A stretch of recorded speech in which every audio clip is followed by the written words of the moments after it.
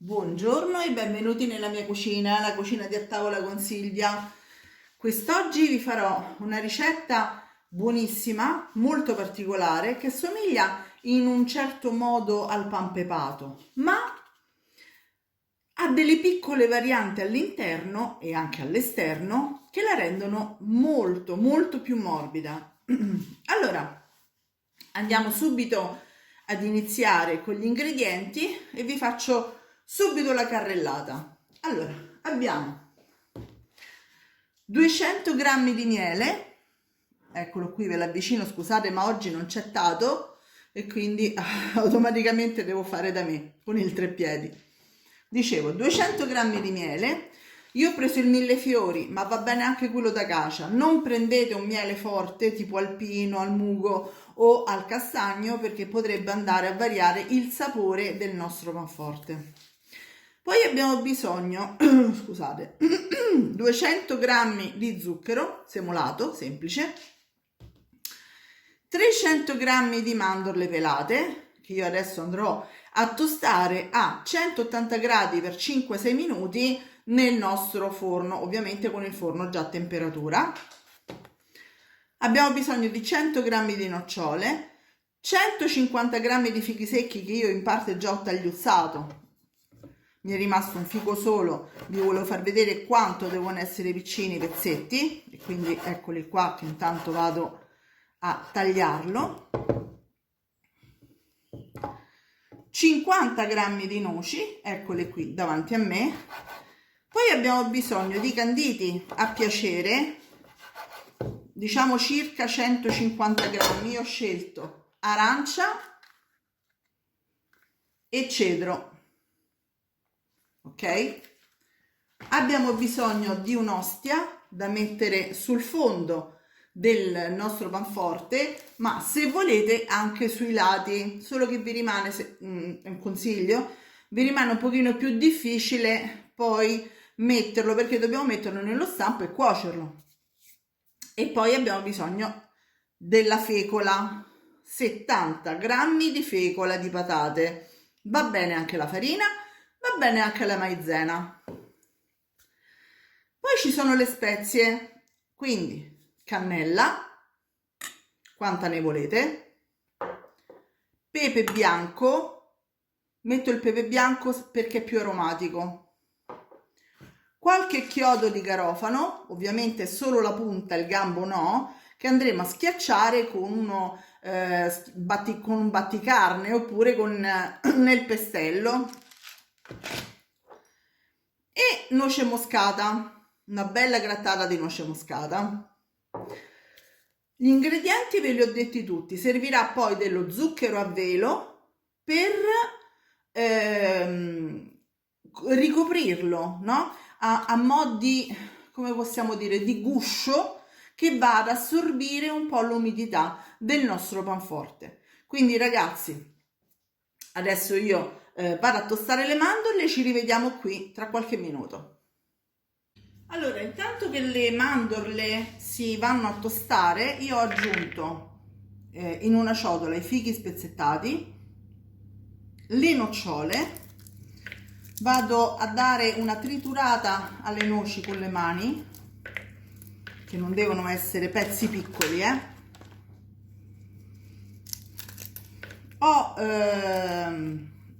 sminuzzato le teste di chiodi di garofano con la punta del coltello, ci sono riuscita tranquillamente, quindi se non avete un batticarne o un pestello va benissimo anche la punta di un coltello.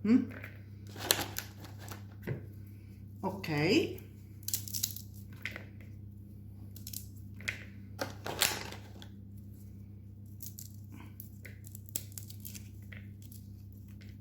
ecco qua.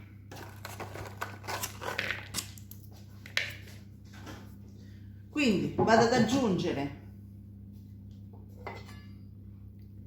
i chiodi di garofano, 4-5 testine, non di più, perché comunque sono molto profumati.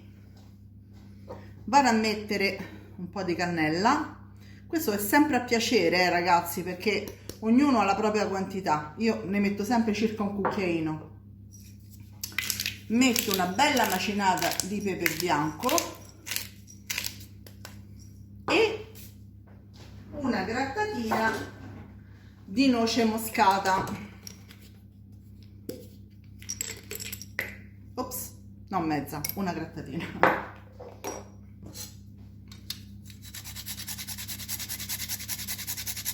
Le spezie, come dico, vanno sempre a sentimento, no? Perché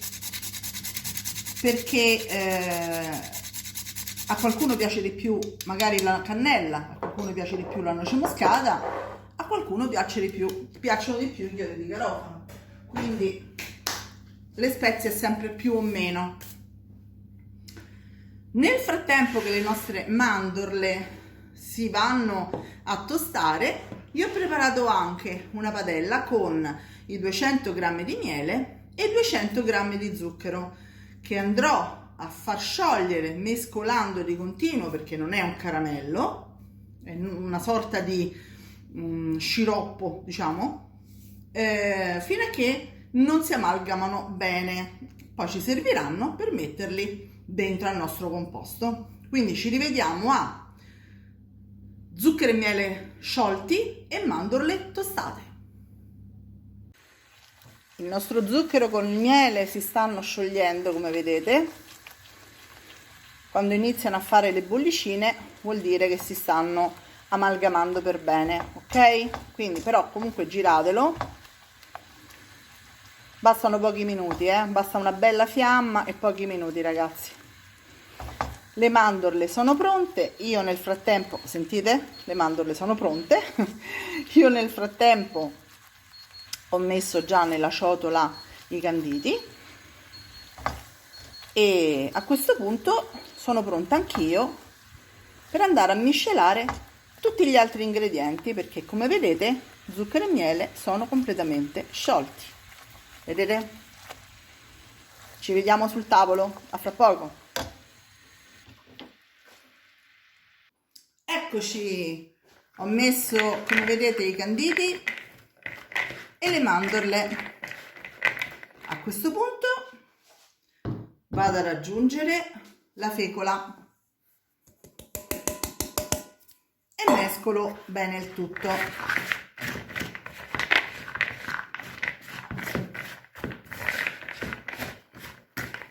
Preparate intanto una tortiera da circa 20 cm con l'ostia.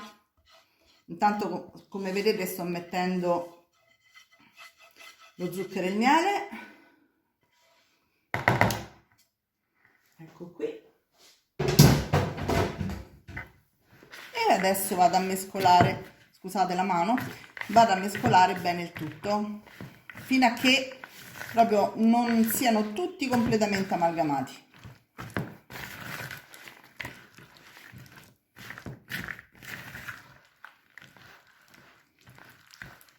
È difficile quando mettete zucchero e miele poi girare bene, quindi è normale che si fa un pochino di forza. Ok, li amalgamo bene per bene, fantastico, e ci rivediamo qui con la tortiera, a fra poco. Allora, eccola qua, ho messo l'ostia e a questo punto viene il bello, tra parentesi, perché dobbiamo andare a mettere il composto, che è incandescente, e poi dobbiamo livellarlo ben bene. Prima con una spatola, una forchetta, un cucchiaio, quello che volete, poi con le mani. Quindi dobbiamo aspettare che raffreddi un pochino, ma prima dobbiamo comunque livellarlo con la spatola, col cucchiaio. Ecco qua. Vado a metterlo bene tutto e ci rivediamo qui tra un attimo. Eccoci qua. Allora, lo sto livellando col cucchiaio il più possibile e ho preparato una ciotola con l'acqua e poi andrò a bagnarmi le mani e lo andrò a spingere giù con le mani. Speriamo di non scottarci troppo. Le altre volte mi sono un po' bruciacchiata le manine, però vabbè, io sono abituata con la mozzarella e anche lì diciamo che,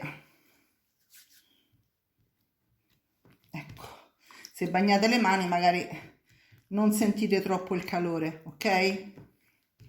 Mi raccomando, pigiate bene perché non ci devono essere spazi e soprattutto deve avere più o meno, insomma, anche qualche millimetro in più non succede niente, tutto lo stesso livello.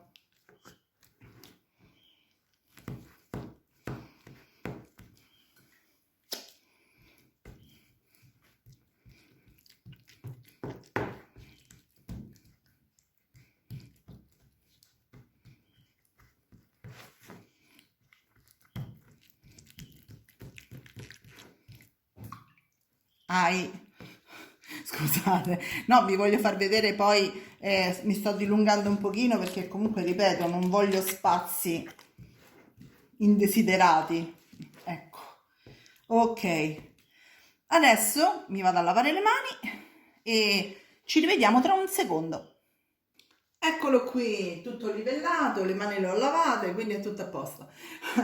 Scherzo. Adesso con il forno a temperatura 150 gradi per 35-40 minuti, quindi voi raggiungete la temperatura di 150, tanto ve ne accorgete quando la lucetta rossa si spegne. Mi raccomando, modalità ventilata, e poi lo mettete dentro per 35-40 minuti, dipende dai forni, ma una volta cotto, mi raccomando, non tentate di sformarlo, scusate, non tentate di sformarlo perché deve assolutamente raffreddare, ok? Quindi ci rivediamo a cottura ultimata. A dopo. Eccolo, Sono tornato. è tornato anche lui. Allora, mi raccomando, usate teglie di alluminio che potete tranquillamente tagliare e togliere, perché teglie rigide si fa tanta fatica, ok? Allora, adesso mettiamo lo zucchero a velo e lo andiamo a spargere con le mani, o meglio con il passino, e poi ecco, spargere in questo modo con le mani. Per quale motivo? Perché in questo modo lo zucchero aiuterà ad asciugare ancora di più. Ovviamente questo panforte dovrà rimanere tutta la notte a riposare prima di essere consumato, Ecco, Quindi non possiamo mangiarlo stasera? No, assolutamente no, anche sui bordi.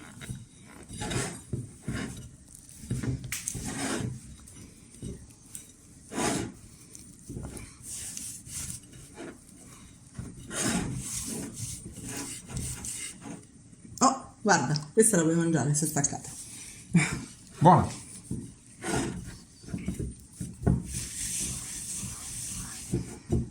Dove va tenuto fino a domani?